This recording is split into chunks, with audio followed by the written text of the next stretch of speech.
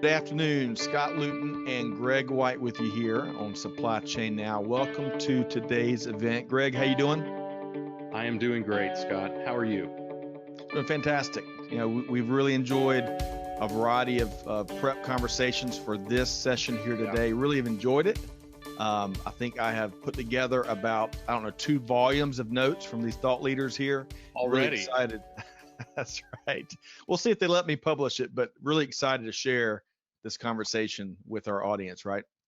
Yeah. I mean, look, we got real trained professionals here, people still practitioners in the industry. So, and on a very poignant topic. So I'm really looking forward to having this conversation. People who are still in it. Right. That's right.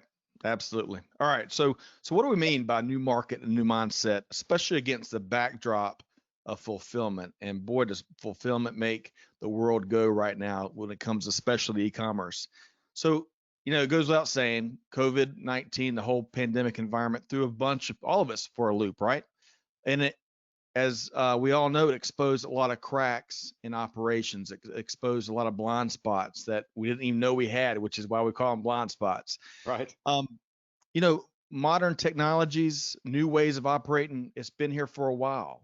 Some have been listened to and applied, and there's others that have been tougher and more challenging to embrace. And we're going to talk about all of that here today in a rapid pace, but with 2 leaders that have been there and done that and are going to bring insights from the C-suites of companies that are successfully navigating through these times.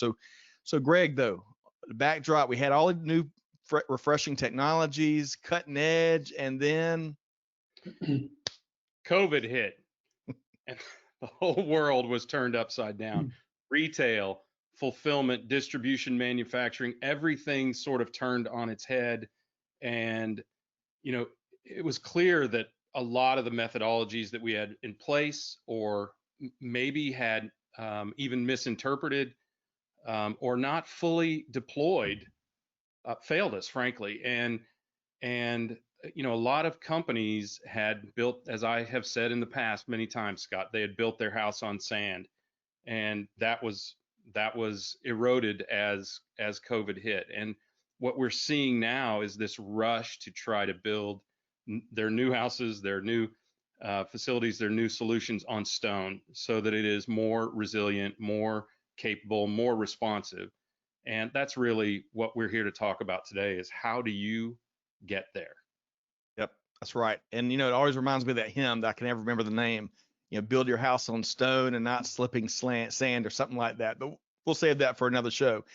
Beyond what I won't sing, I promise. But beyond what you just shared there, many companies are looking, especially even leading research and advisory firms, are looking for some sort of proven framework for determining this word we hear about, resiliency, and just how resilient are their organizations, or how to get to various levels of a more mature level of resiliency. And we're going to touch on some of that towards the end of the conversation. So let's we've set the table a bit. Let's make sure folks know a little bit about our guests here today. Both Jeff Cashman, Chief Operating Officer with Gray Orange, and Cindy Lago, Vice President with Capgemini.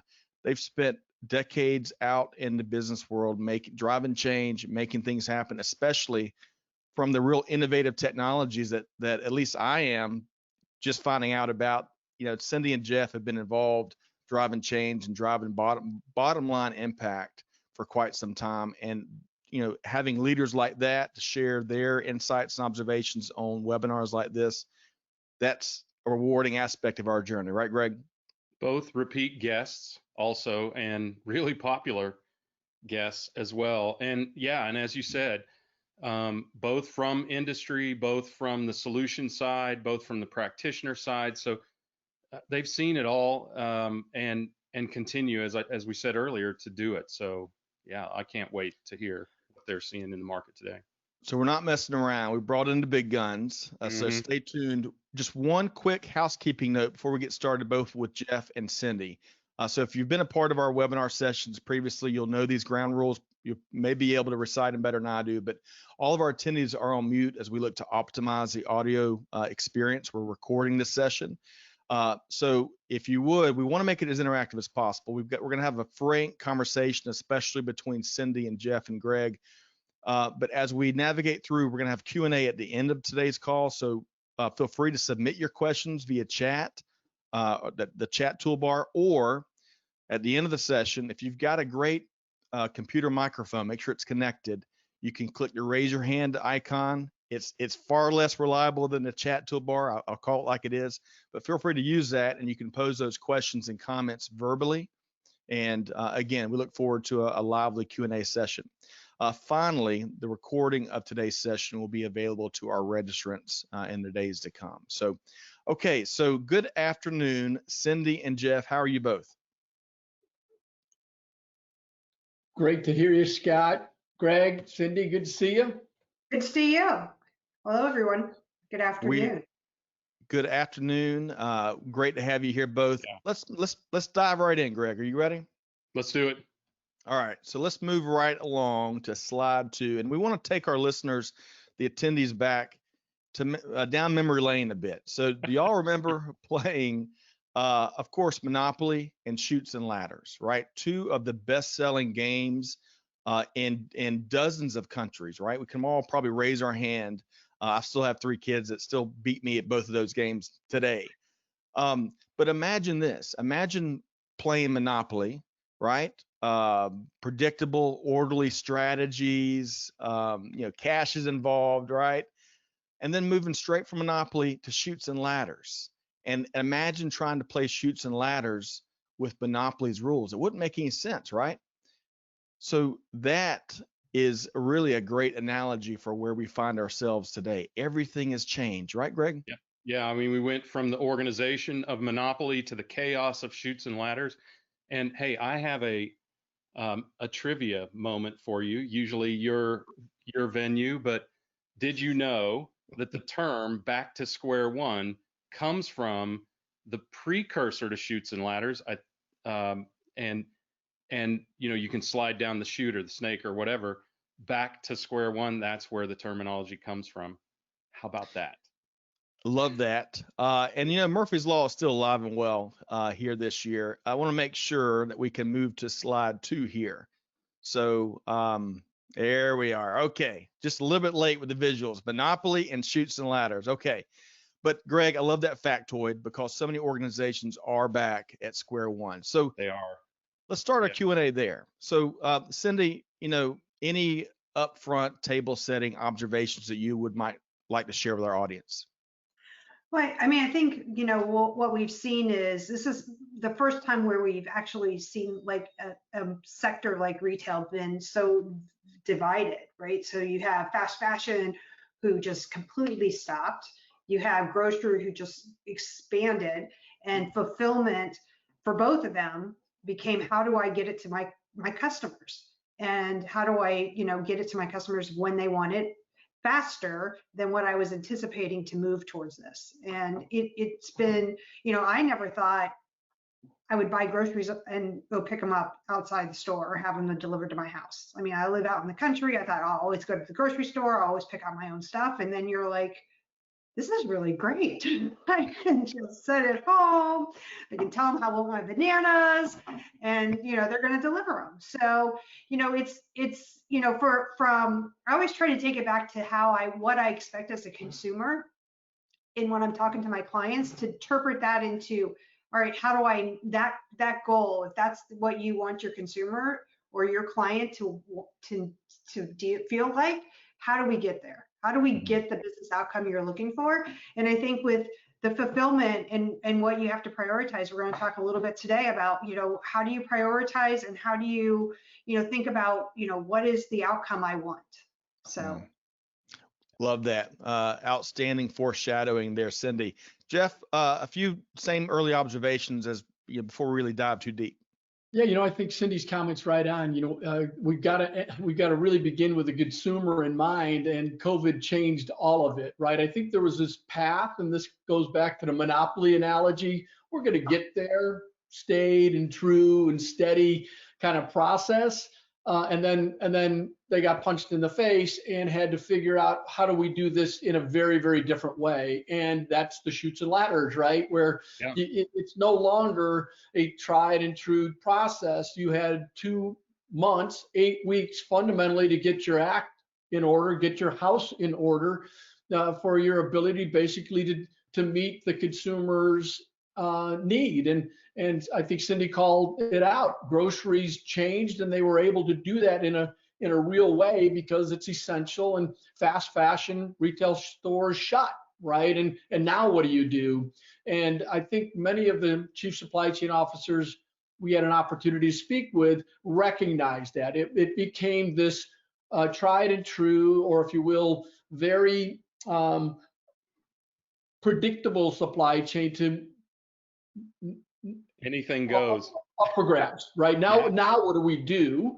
And therefore the chutes and ladder analogy is perfect. So that's really, what we've seen. And now how do you respond is really kind of the conversation. And it leads back to, this new game, the new rules of how you have to play in the new, what the consumer's now going to demand. Cindy's not going back to going to the store, right? So what is it going to be to ensure that we keep her as a long-term customer, and that she is going to be, loyal? And I think that's really this new game that we're playing, and the rules in which they have to operate.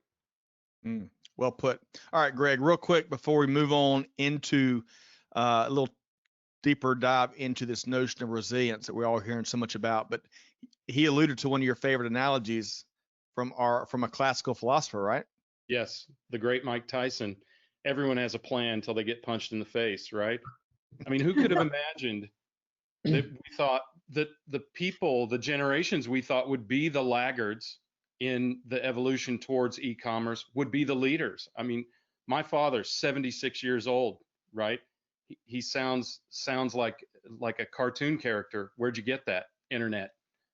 And now, because of the risk of COVID, he has used grocery. I mean, not unlike Cindy's situation, right? People who you would never have thought, or people in positions you would have never thought would become the leaders in this transition. It is really and literally a roll of the dice. Right.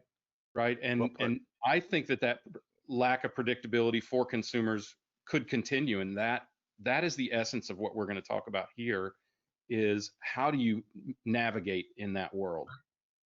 And I think when you get to that point, Greg, we talked about pre-COVID, these supply chains were predictable, right? They were operating, they were resilient, right? As we were talking about. What's happened now is these supply chains have become incredibly fragile. What will work? Fail fast or fall forward? How do we try something new to bring to market, right? But fundamentally, we're in a very, very different state from a supply chain perspective to meet the end consumer's demand. We had predictability. Now we don't have that necessarily, that predictability or comfort of. So therefore, these supply chains have become very fragile, especially in this time of transition. Outstanding. And just as you alluded to, Jeff, the opposite, the antonym for resilient is fragile. And if you're not resilient, as we talked about, I think in one of the pre-show conversations, whether you like it or not, you're some degree of fragile. So Cindy, build on to what Jeff is saying there about the need to plan and protect quickly, and some other components of this word resilience that we're hearing so much about. It's funny because it's resilient, and I think when we work with clients, it's resilient on where do you need to be resilient, right? And it's because we actually do kind of a resiliency measurement with our clients and say, where are the areas you're struggling at? What are the outcomes you're trying to achieve? And then let's talk about where it makes sense to be resilient. What is resiliency? To me, resiliency means, the system, the supply chain doesn't pull, right? It moves. And, that's a big deal right now. We're really focused on working with our clients on like where in your operation is the biggest pain points. How do we get you there from a fulfillment perspective? How do we get that resiliency built in so that you are not dependent on if somebody's not at the keyboard, right? Somebody is, they're not there to go push the buttons. I mean, how many retailers that, I mean, I've talked to many of them, right? When COVID went down, they, where's my allocations? Where are they at in the system? Where's my product in my pipeline? Where is it? Where's it on my way to the customers? Do I have that visibility I need? So, you kind of break it down into those components that really help drive the value for your customer and for you. I mean, that's the other important part of it is you can't go, completely crazy and do things that cost prohibit long term. So, Right. I think a lot of people, took the first step when COVID first hit thinking, oh, it's going to be a couple weeks, so I can just do all these things from a cost perspective, and then realizing, no, this is a long-term event. This is like watching supply chain have to move forward in slow motion, right? So definitely. So on that note, we got to keep moving here because so we can protect that Q&A time. But one quick call out, if our audience notices, I find a little dad humor in this. That fourth egg from the left, it is ready to go. It is as resilient as it knows, ready for that hammer. So let's keep moving to the next slide here because we want to take a deeper dive on resiliency and fulfillment resiliency. We're gonna learn a lot more about that. So as our panel here is referring to, major learning from the COVID experience, of course, is not just the importance of resiliency, but the importance of resiliency in fulfillment operations, right? We all know, as Cindy, I think, alluded to, we all went to e-commerce. I had family members that have never used e-commerce for groceries. Right. That's where they were going, right? And so kudos to all the brave, the workforce and the frontline, all of those folks involved there that kept us moving forward. It's so important. So two questions for our panel, Cindy and Jeff. And I want to start with, Jeff, I want to start with you here. I'm going to go ahead and share both questions with you and then just tackle that. We'll move to Cindy. So if the call is clear that we need to move past the current fragile state of our fulfillment operations to create resilient ones, right? That's really clear. What is the bar that marks that success? It tells us, yes, you've made it. So that's the first question. The second one, I'd love to get your take on, is how can companies adequately assess whether or not they've built in resiliency at a level that can pass the test of not current challenges, but future challenges? Right. Well, I think there's a similar answer to both questions, and that is you and I as consumers are going to be the end game here and the result, right, on how that loyalty basically sticks as we deliver upon the promises that we're making as retailers or big brands, right? So how do you do that, right? I think moving from this fragile state and then starting to establish the new rules, kind of how are we going to service that customer? First and foremost, it really starts to lean into you can't be rigid. What did we learn during this? You can't be rigid, right? Rigid automation, rigid technologies, rigid processes, right? That don't allow you the flexibility or the ability to flex and flip so that you can fundamentally allow the inventory and your workers and their to serve that customer, right? And as quickly and as impactfully as you can. What I mean by impactfully is that the order is correct, right? You're actually picking what they're supposed to receive. So I think it's really important to understand flexibility has got to be inherent now in the operations going forward. And as I've been in this seat for a while now with Gray Orange, one of the first things I did when I went out is I chatted with 15 chief supply chain officers, retailers, and brands, and their comment to me at that point, this is pre-COVID, is Jeff, robots are going to be a part of our distribution network over the next 5 to 7 years, no matter what. It is a mandate because we don't have the people to meet the demand, and this is pre-COVID. That was 5 to 7 years. We're going to re-architect our distribution network, and we're going to make it happen. Right. Now, fast forward in COVID, the same theme, but now there's this sense of urgency. We have to do it in the next 3 to 5 years. We have to do it in the next 3 to 5 years because of the need to build that trust again with my consumer and meet those promises that we're making. So we have to move, our customers have to move and are moving to much more flexible solutions from a technology perspective and from a process perspective, because we're just not going to have the people to do the work. And most importantly, we have to be able to serve the customer and meet the promises we're making to that customer so that we could create that loyalty. Love that, Jeff. The order's got to be right. All right, Cindy, same two questions, if you'd speak to those, if you would.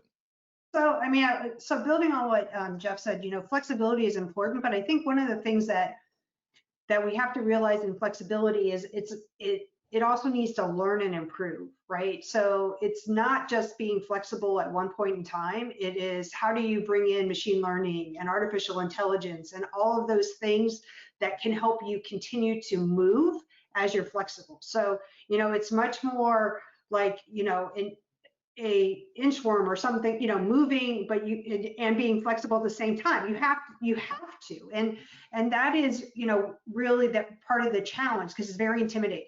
When I talk to clients about machine learning and AI, everybody's like, oh, we're just going to, put it in and, we're going to, and it's like, no, it's a lot of layers. It takes time. It's, you want it to build up that intelligence. You want to take the people with all the tribal knowledge and get it put into a computer. And it's not because you want them not to have a job. It's because they need to be thinking and focused on what's happening next and how do I move the company forward next. And give the computer, give the robot this stuff to do so that you can focus on how to continue to move forward. And and look at the differences, like where are the gaps? Where am I not performing? And having your people focus on that and having the machine take care of the other things is just so vitally important to surviving today. Love it. All right. So Greg, I'm gonna get your comment before we move to our next slide.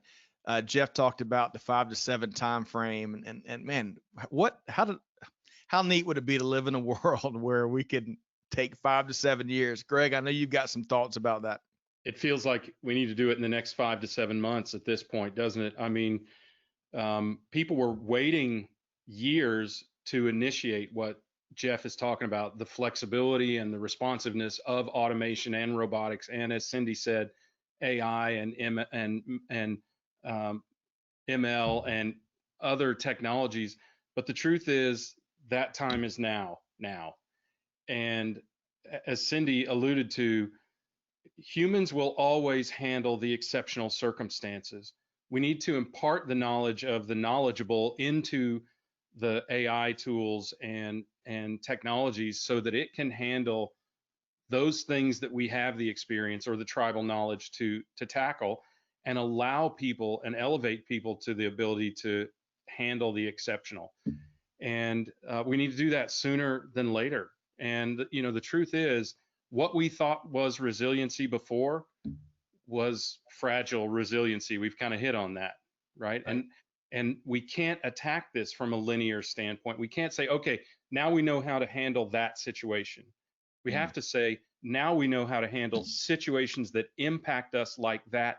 What are the other possible scenarios that could impact us like that, and build knowledge to tackle that? Because as Jeff was saying, if we take too linear of an approach, we get caught off guard again, and we can't afford to have that happen. As consumers are not going to tolerate it. Well put. Hey, quick sidebar. We've gotten a couple of questions from the audience. Y'all keep them coming. We're gonna, again, our goal is to move into Q&A around 1:45, and we'd love to hear from you. So really appreciate it to IT and to Janine. Keep them coming. Okay, so let's keep driving. Let's move to the next slide if we could. Hey, Greg, got a question for you. Ever felt like you were walking or running through a minefield?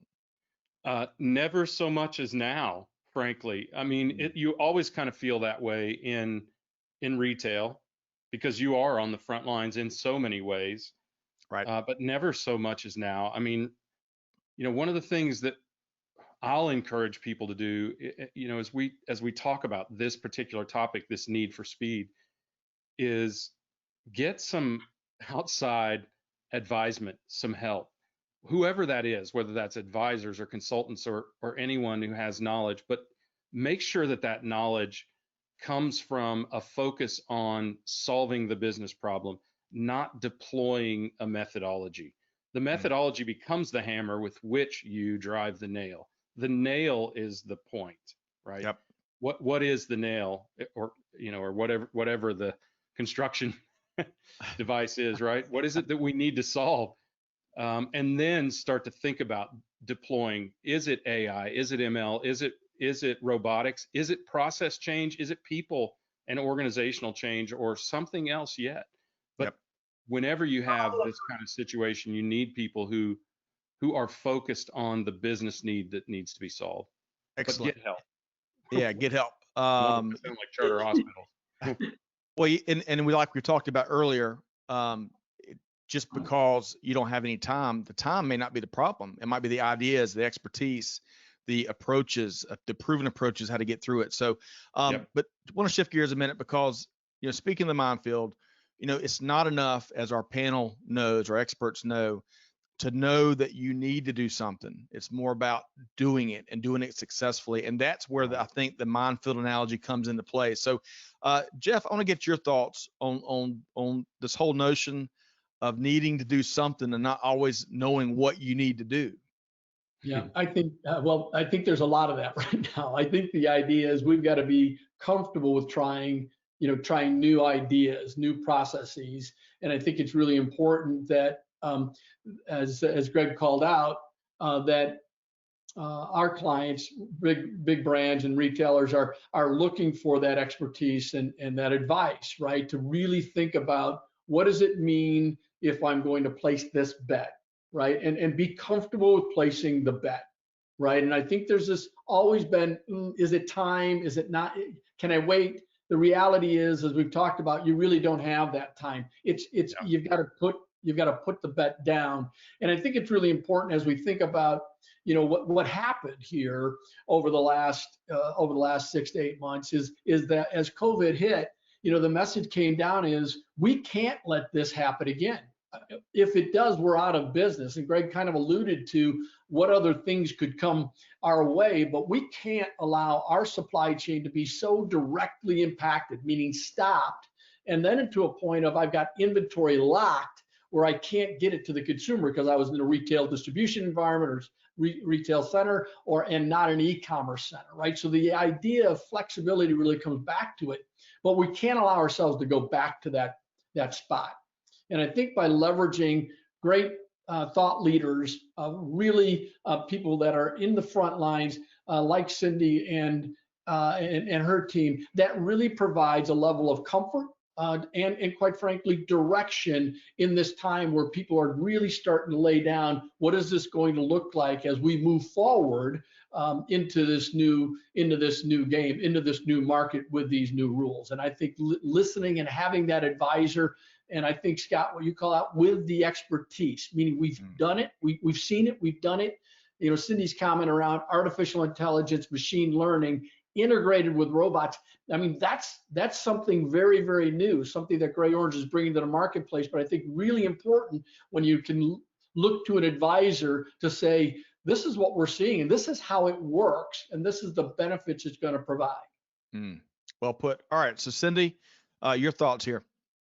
No, so I absolutely agree with what both Greg and Jeff said. I think that the other thing that you need to do is to Greg's point about focusing on the nail and really doing that. I mean, one of the things that you can throw lots of data, right? And everybody talks about data swamps now, and and all of that.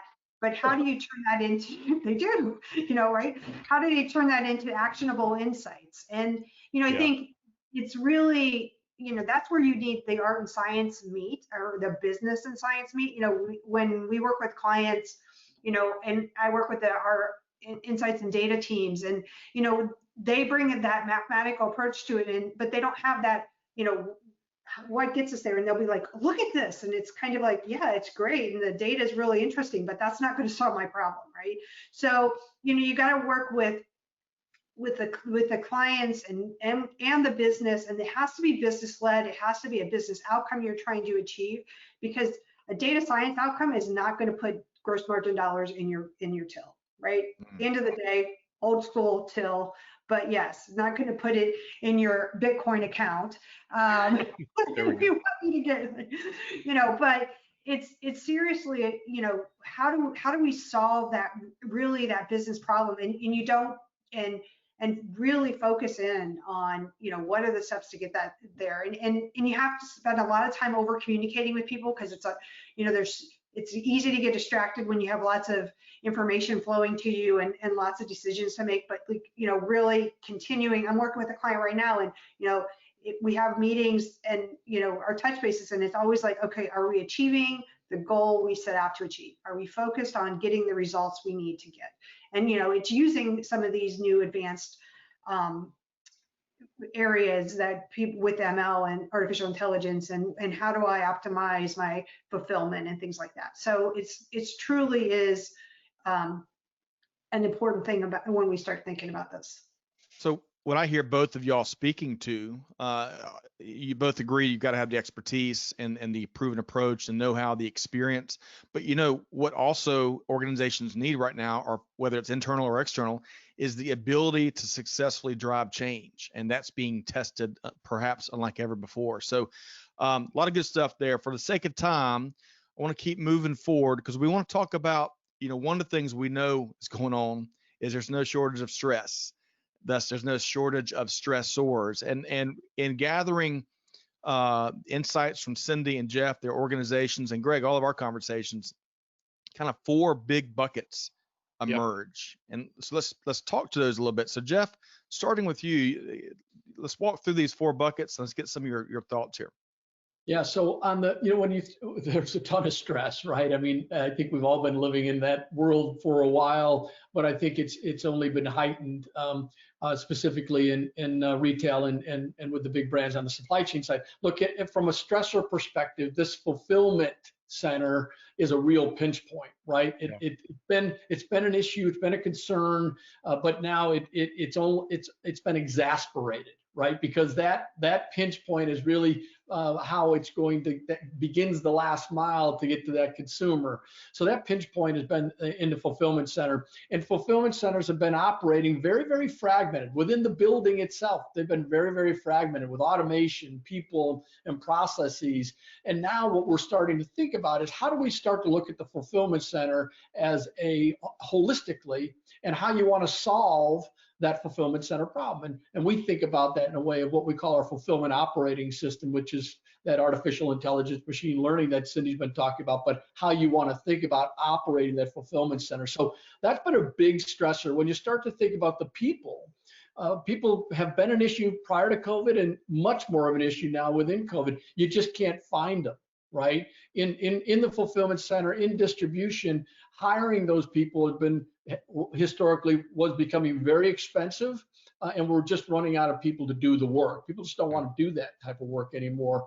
And now with Amazon, quite frankly, coming in the recent announcement of another 100,000 people going to be hired, it's only putting more and more pressure, more and more stress on these fulfillment operations, because you just can't find those people. Just got off a call earlier today with our European operation, and that is it's now even more highlighted in pockets like Germany and France, where they can't get the people. They were already constrained, and now Amazon's coming in and hiring on top of that, right? So this people pressure, finding the people, is really becoming a problem. And the answer is then, what are my other means of solving that problem? Automation such as robotics really comes into play. And the intelligence side is where we start to think about, what am I going to do with the data? And quite frankly, as we think about that at that fulfillment operating system level, is the ability to go drive that in a much more fluid way, leveraging machine learning and artificial intelligence. So I think those are really some of the stressors that are coming up, and other ways that I could service that consumer. Yep, I could leverage my fulfillment center, but what about the micro fulfillment? How about launching in dark stores right now? We're working with several clients right now and launching dark stores in this micro fulfillment initiative, because now I'm putting inventory closer to the consumer. And it's pretty straightforward. I've got the real estate. Let's turn it on, and turn it on in a way that's going to be very, very effective and create immediate impact. within that particular environment. So I think those are the stressors we're seeing as we talk to our customers, but there's a ton of stress out there. Outstanding. Man, so much to dive into. Wish we had a lot more time. Cindy, your thoughts on these stressors? No, I mean, I agree with Jeff's points. I mean, there are stressors coming from all different facets. You have the stressor from the customer and the consumer and where they want to buy from and their sense of immediacy. You have the stressor of your supplier network. In a lot of these cases, there is this, ripple effect. Is my supply even available? Can I get what I need? Toilet paper is a classic example. Where do I, and it's not just that you can't get the supply, you don't have, how do I get the capacity throughput? And it's been really interesting in this journey when you start like, why are we running out of like paper towels, anti-germ, and I was talking to one of my clients who runs, their distribution center, and every time Sam's Club or Costco gets a new shipment in, they go buy it. So consumers can't find it. So like, how do you deal with that shift and how do you deal with that throughput issue that you're facing? What Jeff's talking about is absolutely right. You have to figure out how to improve your capacity and increase your capacity what's needed, and how do I turn in my assets and what do I have into money making? How do I monetize it? How do I monetize my stores in a different way by having a dark store? How do I monetize my warehouse by having robots that can turn things out faster and I can improve my capacity? Those are the things that are important when you think about the stressors, and it's not easy to get there, and it's not like something you can turn on tomorrow, but you got to start moving. Outstanding. I love that. All right, Greg, Reader's Digest contribution right here, really quick before we move on. What stands out? Yeah, we can't forget that a lot of retailers need independence. They had long used Amazon as a crutch, as a fulfillment center, and it wasn't so long ago that Amazon deprioritized certain of their retailers. So retailers have to take charge of their own fulfillment, and in order to compete against someone like Amazon or now Walmart with Walmart Plus, you have to have similar technologies. You have to have the artificial intelligence, the machine learning, and robotics to be able to just survive. Right. And it's more critical than ever that these retailers become independently self-sufficient. All right. So all of these factors have us really reevaluating the decision framework for, where do we make these fulfillment investments. So let's move to the next slide here. The ones that we have today that have been established for years, well, we don't quite throw them out the window, but close. So Jeff, let's start with you. Talk about how we evaluate the investments in this infrastructure. Well, I think, Scott, going back to the initial kind of analogy of monopoly and chutes and ladders, the way the process used to work around automation, around new technology is let's bring the engineers in, let's go make it pencil from the business case perspective and make it work. And I think when we're going through discussions, even today, we're going through that engineering conversation, but at the end of the day, you don't have the people. So you got to start, and therefore the pencil doesn't work. You really have to start to think about it in a different context. And the context is this new world we're living in. Therefore, how am I going to solve, right? Versus this is the new world, but playing with the old rules. It's a very different game. And I think as Cindy's alluded to a couple different times, and that is the idea is there's this process of education, and with education comes level of comfort that, okay, now I understand it, I'm going to go make it work. But we're still in that process of understanding what it is, and therefore how do I make it work, and the construct in how I think about that. And I think that's really what we're trying to allude to on this whole resiliency model. The labor model is just what I alluded to, is that there isn't people now, so you can't take it into account. But I also want you to think a little bit about the types of skills that supply chain have historically had, and now they're starting to look for.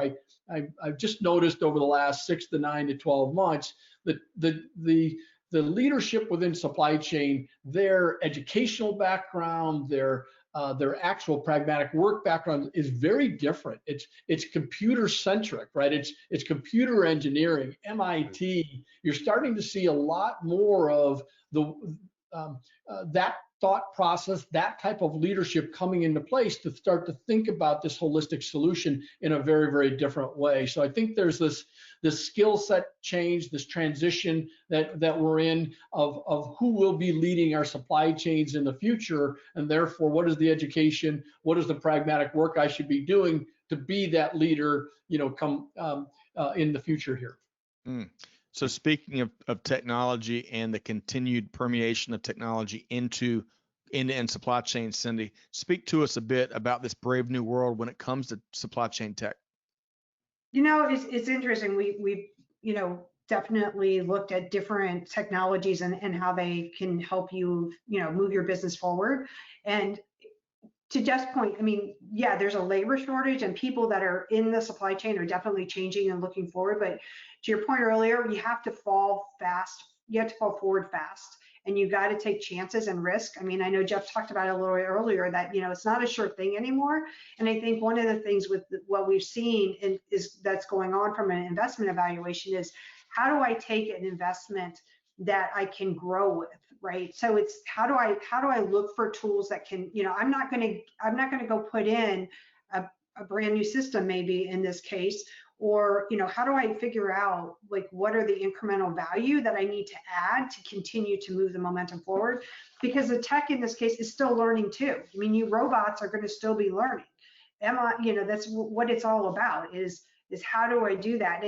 And it's really important that knowledge and experience that you have in your core people also, that gets translated somehow to really help drive that organization. So it is not an all or none thing, but it's definitely you need to move towards those different goals of knowing that I'm going to have a work shortage. And we knew we were going to have a work shortage before this. I mean, the aging population at this level was already driving us. This is just another stepping stone that's now pushed us forward, right? It's like, it's like you trip down 2 steps, versus just one step at a time, right? Or a whole flight in this case, right? Right. So, you have to get there and you have to do it very quickly and you have to do it and you have to realize that it is inevitable, but it's also palatable. And when you're flexible with it, when you think about what you have to do, when you're business led, focus on the business outcome, you can get there. All right, so we're coming down the stretch before we hit Q&A. I want to move to this next slide, and Greg, I want to pull you in here because we all thought we knew what the steps of that resiliency maturity model, but what's your take there? Well, we've talked about this a little bit before. It seems like nobody can really claim high ground in terms of resilience maturity. And I would argue that includes companies like Amazon because of the example we talked about before. Even they couldn't fulfill all of the demand that they had coming to them. And Walmart backed up their entree into e-commerce because in large part of COVID. So this is a very, very difficult situation. And I think, the last 6 months have laid bare any preconceived notion that anyone had a level of maturity in terms of resiliency. Resiliency has been completely redefined in this context. Agreed. All right. So Cindy, we talked earlier about keeping the operations business goals in mind. Can you speak a little bit more to that?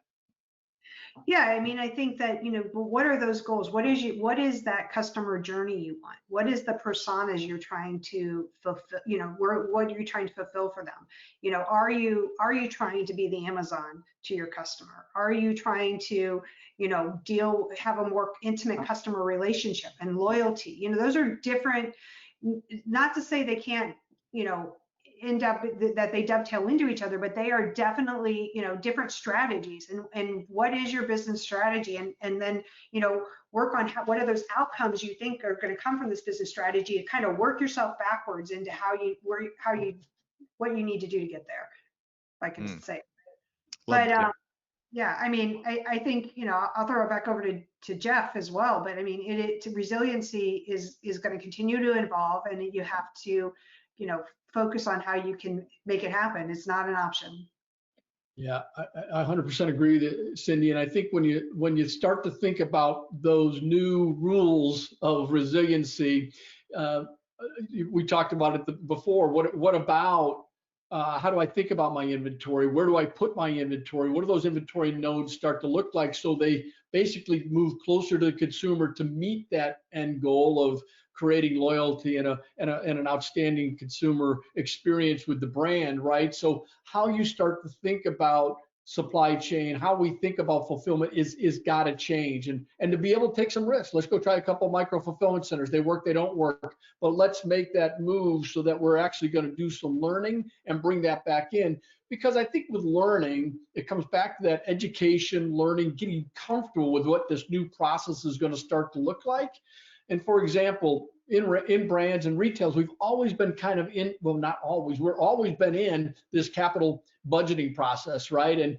And all these new programs are going to be launched after the new fiscal year, or they're going to go through a capital flush at the end of the calendar year. And what's going to happen here is I think that needs to change, right? Because they've been so locked into these capital budgeting cycles, they haven't been able to think about, well, what am I going to do now? How can I try something without necessarily, breaking the bank or swinging the capex cycle in a different way? So I think there's some real opportunities here to try things new, right? And be comfortable with the new ways and just to try them and see how they work. And then from there, start to build that resiliency back in from a process perspective and leveraging new technology. The technologies are there, but expecting your old technology to do new stuff ain't gonna work, right? You've got to be able to think about how we're going to think about leveraging the investment we've made and or new investments to fundamentally take advantage of this new goal, these goals we have to achieve, but in this very new environment. Outstanding. And one notion we're not going to be able to dive into here today that really stood out to me pre-show is this notion of cultural resiliency. I know Cindy and Jeff and Greg are big proponents of that, so we'll save that for a later time. But to our audience, check out, Google that. All right, so let's move. I really want to protect that Q&A time. One final thing, all this kind of builds up into a big call to action, right? Yeah. So let's talk about a framework that Cindy, you and Jeff, I know you both would like to share with our audience. And let's move to the next slide. There we go. Sure. So, what does this mean? So it's Jeff and his team were talking about it, and they're like, well, this is like shock, your fulfillment's like your shock absorbers, right? That's where everything stops. That's the pinch point. We talked about that earlier. And like, how do you assess where you're at in that maturity? And so we've set up a plan on how to do that. And we're going to share with you that ability to, kind of help you set where you're at in that resiliency and set up time to meet with you. And so we wanted to throw that out there to our audience and say, look, pick our brains. We're welcome to have a conversation with you and help you figure out what your shock absorbers are. Yeah, and I think Cindy, you called it out earlier as well. The experience that that CAP can bring to the table, what you've seen already in the marketplace, what works, what doesn't work, the depth of knowledge around the technology is really, really important. But you also called out earlier this whole concept of you got to measure resiliency. What does it mean? You got to press it. Did it work? Did it stand up underneath pressure? We saw what happened over the last 8 months. A lot of it didn't hold up. What does that resiliency model look like, and how do you measure it going forward to ensure that you're actually creating resiliency? Now, it's got to be flexible. It has to provide this level of technology that allows you to continue to learn and to continue to grow and accelerate the speed to market, the speed to serve your consumer. But I think that's really important in this assessment of not only the framework and how you think about this process, but also test it as you go along to ensure you're actually building up that resiliency of this new market, of this new model to serve the consumer. Love it. All right, so I think Greg, we're going to list Cindy's and Jeff's contact information. I think also Justin's information. Let's go ahead and hit that last slide. We're going to leave that up during Q&A so that if anything, Cindy and Jeff shared so much. If you're like me, you got 17 pages of good notes. But reach out. I'm sure they love comparing notes, whether it's about this really neat framework that is going to be a resource for industry or anything else they shared. So we're going to move into Q&A. Greg, are you ready? Yeah, just real quick. What is being offered here is the ability to assess what we know has failed virtually every single retailer, right? And external eyes to help you understand why it might have failed or where it might have failed you. And man, don't pass up on this 45 minutes, because these are two valuable, brilliant minds in terms of attacking this problem. And it's too important. And as we've talked about, the urgency is now, right? Yep. So I think this is a really valuable offering. I mean, I wish I had a retail company myself. I would. We'll save that for next year, for sure. Yeah, next company. I thought you started one. Yeah. You didn't tell us. Next year. So, all right, we're going to dive into Q&A. So really appreciate it. Looks like we've got a slew of questions and comments. I want to start with one comment here from Keith, who's also a regular with us on our live stream. So Keith, hopefully this finds you well. He says the problem is there are people who have a hammer mentality all the time. That means all the problems they see are nails where a different solution or tool should have been used. But Keith says they're using that hammer. So that very common, Keith. Thanks for sharing. So Sophia, I think that's why you need that external perspective. Yes, right? agreed. Someone who can look at it objectively. Yeah, They gotta don't get outside always the see. toolbox. Right. All right, so Sophia, always, all of our audience always brings it. Keith and Sophia amongst them. Sophia was on a podcast of ours earlier this week, and she asked this. And Jeff, she directs this question to you. She says, Jeff, how can you look for management support to implement new ideas and new ways to tackle the process while taking away the fear of failure? Yeah, it's a great question. And I think a lot of that comes back to some of the earlier comments of education. But then you've got to be able to once you're educated, now the ability to take action, right? There's been a lot of instances in my past life and even now when we're having the conversation and there's this pause. I don't think we have the luxury of pausing anymore. I think there's the sense of urgency that we've got to go do something, and you got to have the level of confidence to do it. A lot of that comes with education, working with the great minds like Cindy and her team to really create that understanding and framework of here's what we're going to do this scope of work and deliver upon it, and then model basically and rolling it out. So I think that's how we've found it to be successful. You've got to go through that process. It takes 6 to 9 to 12 months really to get that education process going and then start to get the program rolling to establish this beginnings of the resiliency. Outstanding. Cindy, any quick follow-up on Sophia's question there? I mean, I know that it's hard for people to have a safe environment and feel like it's safe, but the reality of it is doing nothing's not an option because you can't survive that way either. So I think everybody's in this uncomfortable, I'm changing whether I want to change or not perspective. And I think you have to, work with everybody's to the point of I talked about earlier, talk about what that success looks like. And success when you're doing these types of transitions and these transformations you measure them in small increments that you can feel successful, that people can feel successful. And you should talk about the failures too, and talk about, over communicate with each other, because it's okay for not to be successful, but you've learned something from it. Whatever that something was, how am I moving forward based off of what I learned, good, bad, or otherwise? Right. Excellent comments there. Because we know what we're currently doing is not going to work. So Right. You're going to have to take some level of gamble, educated risk here. All right. So IT's got a bunch of great questions and tough questions. And Jeff, you're a brave soul, so I'm gonna give you this next one. IT says, does a more resilient supply chain necessarily mean a higher cost, higher inventory supply chain?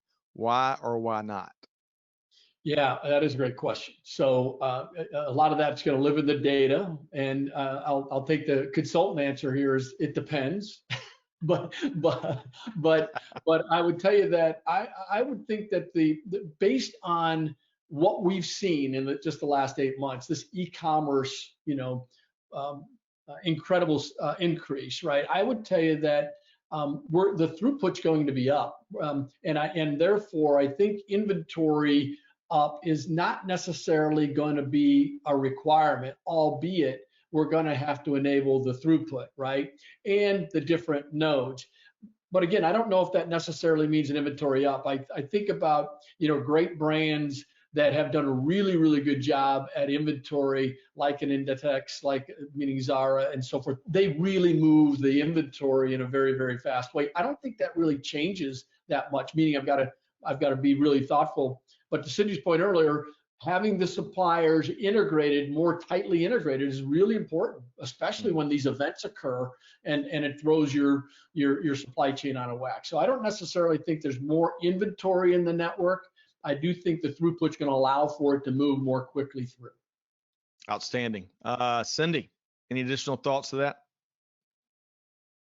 No, I agree. I don't think that it necessarily means more cost. It really should mean more productivity in your inventory. Love that. Yeah, I mean, it should be focused on the productivity. Back in the day when I was in retail, I had a whole team that was focused on productivity in the inventory, and and there's simple steps you can take, right? So where's my unproductive inventory? How do I deal with that first? So get those pockets gone, because to Jeff's point, the throughput of the fulfillment to be faster, and so your inventory should actually do better. And I think, Cindy, you talked about it earlier about the data science. We know so much more about what she wants to buy that we could be so much more predictive on our inventory, and therefore, that inventory productivity should be up and only getting better. Yep. And I would imagine a big part of the battle is, even before you get to finding the efficiencies and baking that resiliency in, is identifying the blind spots. So the what ifs, and at least you've had some discussions and some scenario planning related to that. Greg, I know I've got one more question I'm going to pose to the panel. Greg, I'm going to get your quick take on this same question about a higher resiliency supply chain. I think in supply chain, we have to cease to submit to the tyranny of the or and embrace the freedom of the and. Yes, you can have a more resilient supply chain and a lower cost supply chain. If you look at risk management as the risk of failing to meet customer experience goals and the risk of exceeding cost efficiency or cost effectiveness goals, then it can be done. And it's an indicator of the level of maturity of your supply chain and probably the level of your technology if you aren't managing to both of those things right now. Because there have been technologies on the marketplace for decades that can manage to both resiliency and to cost effectiveness. So I think that's a great indicator. That's a really good question for, do you have a foundational issue in the technologies or the methodologies that you're undertaking today? Love it. All right. Gosh, this could be an all-week discussion and then some. Really appreciate how succinct all of you are being while bringing it here on this webinar. Okay, so big thanks to all the questions. I'm going to take one more, and this is from Sophia, a different Sophia. So we had an earlier Sophia, an analyst, a supply chain analyst and ambassador for supply chain, and then this is a new Sophia to me. So she says, as a graduating logistics student, any advice where to focus our energy in the working world? So think about that for a second. I'd love to finish kind of on an upbeat message, especially for someone that clearly is passionate and is coming into industry. And I'm going to keep making some assumptions. I bet Sophia is looking to make an impact. So Greg, let's go in reverse order. Greg, let's start with you. What would your advice be to Sophia to her question? I'm a strong believer in the blessing of naivete, and I would say use that naivete to ask why to every single thing that is done in the supply chain. And if you are that type of person, this is precisely the type of environment for you, because That is the main question that needs to be asked. And take a naive approach as if you know nothing, and maybe you do know nothing about what we've talked about here today, and get engaged. Let data and analysis and a healthy dose of questioning of expertise guide you into a role in supply chain, because the organizations that are operating in supply chain today sorely need it. Well put. Good stuff there, Greg. Sophia, great question, by the way. And clearly, if you're graduating logistics program, you've got a lot of chops already. So I love the question. Cindy, what would your advice or answer to Sophia's question be? So what I would say is that you have so many options. Like this is, really, it's this logistics fulfillment, the end of the road to the final customer. I always used to say to my partners in DCX was, it doesn't matter what you do on the front end if it doesn't make it to the customer on the back end and they like it, right? So it's all about, it's all about the supply chain, and you are in a perfect position to really capitalize on it. And what I would say is, whatever you like in logistics, go do what you like. Have fun with it. This is a point in time in logistics and transportation where you can have a lot of challenges ahead of you and have a lot of fun with it. Outstanding. Jeff, your take. Yeah, what a great place to be. My career's been reinvented twice, and all because of supply chain, and it's being reinvented again. And you're coming in at an incredible time, just an incredible time. The optics on supply chain are up. The need for talent, the inquisitive nature that Greg was speaking to, and then pursuit of those answers right now is absolutely needed. But what an incredible place, what an incredible time to be in supply chain. I'd highly recommend being around retail and big brands because it's so dynamic and fluid, and the consumer is so close, that I think it's such a great time to be where you're at. So have a blast. Outstanding. Great advice, Aaron. Sophia, for whatever it's worth, my advice would be simple. Hey, dig your well before you're thirsty, establish relationships, invest in them, grow your network. You'll learn and you'll be much better connected. And that always leads to more options and opportunities. So good stuff there. Okay, as much as I hate to wind this discussion down, this has been one of my favorite ones, not just to be a part of here today, but to prep for. Greg, you and I have really enjoyed these conversations with Cindy and Jeff and Terry and Justin, the whole team. Let's make sure, Greg, that our audience knows how to connect, and it's right here. You'll get a copy of this recording as well. Reach out. I'm sure they welcome comparing the notes. For the questions we couldn't get to, Cindy and Jeff, just so you know, you'll be able to see that in some of our reporting on the other side. So we'll make sure that everyone goes without being unheard.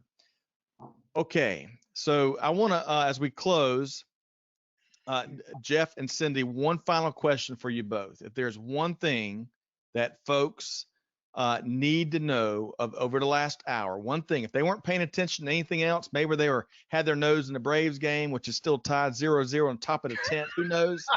But how does he do it? How does he watch the game and do this? If there's one thing, Jeff, to leave with the audience, what would that be? Change is inevitable, and speed is incredibly important. Outstanding. Perfect. Succinct, powerful, impactful. Cindy, what would yours be? Resiliency is the opposite of fragility. And so, I mean, that was, it's that, and, you're already, to Jeff's point, change is inevitable. You're changing now. Just keep going. That's right. You can only fool yourself for so long. All right, Greg, one final comment from you.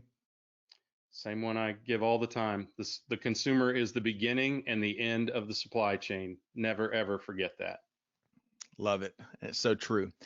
All right. So to our audience, thanks so much for the participation and the engagement. Thanks for all the questions and the comments, and for tuning in for what I've really enjoyed. Hopefully you've enjoyed it as much as we have.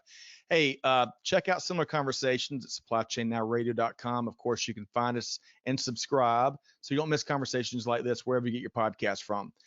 On behalf of our entire team here, Greg White and the whole team at Supply Chain Now, on behalf of Cindy Lago and Jeff Cashman with Capgemini and Gray Orange respectively, hey, do good, give forward, but be the change that's needed. And on that note, we'll see you next time here on Supply Chain Now. Thanks, everybody. Bye. Thank you. Bye.